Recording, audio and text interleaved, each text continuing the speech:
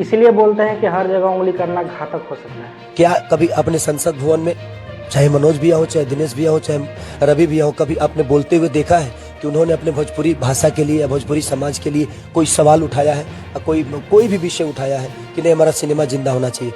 देखिए, नेता बन जाने से सिनेमा और भोजपुरी भाषा का उत्थान नहीं होगा। एक कलाकार ही है जो अपने कलाकारी से दुनिया के कोने कोने में अपने भाषा को बताता है, जताता है कि ये भी एक धरती पे भाषा है।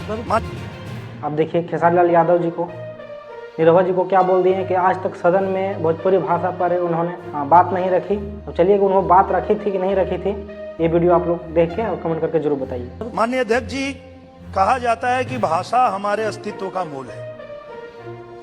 हम अपनी भाषा में बेहतर तरीके से सोच समझ और अभिव्यक्त कर पाते हैं।